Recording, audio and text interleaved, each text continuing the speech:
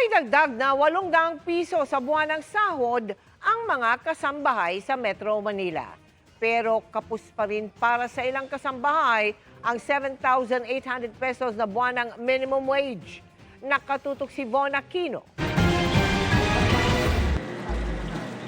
Mula 7,000 pesos na buwan ng minimum wage ng mga kasambahay sa NCR, simula February 7, 2026, magiging 7,800 pesos na ito. Ito'y matapos aprubahan ng NCR Wage Board ang 800 pesos na aumento.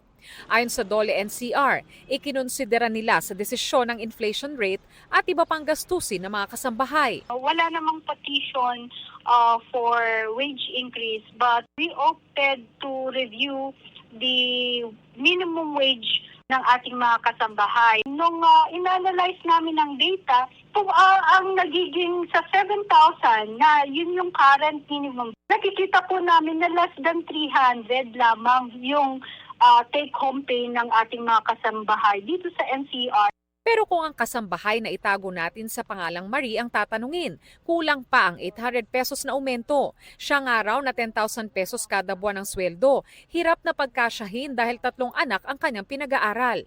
Hindi rin daw binabayaran ng kanyang amo ang kanyang mga social benefits tulad ng SSS at PhilHealth. Hiling sana magkaroon. Hindi ko po kayang sabihin sa pero sana po meron. Para rin sa assurance ko na nagtatrabaho para sa kanila. Ang kasambahay naman na si Mary Mapili, 8,000 pesos ang buwan ng sahod, na sapat naman daw dahil siya ay single pa. Saan usually napupunta? Sa family ko po. Ano papadala ka? Opo, hindi naman po. Siguro magtitira ako mga 1,500, ganon. Ganon po. Opo. Ang kanyang employer handa naman daw taasan ng kanyang sweldo sakaling ipag-utos ng gobyerno. I do it pag kaya ko. Tinataasan ko talaga. After all, konti lang naman.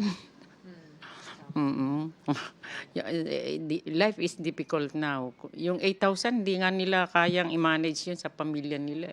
Ang DOLE NCR magsasagawa ng information drive kaugnay sa bagong minimum wage ng mga kasambahay. Paalala nila sa mga employer. Mag-comply po sa bagong minimum wage. Kung talagang hindi nagbabayad, may sanction po or penalty laban dito sa ating mga employers na hindi sumusunod sa minimum wage order. Para sa GMA Integrated News, Von Aquino, Nakatutok, 24 Oras.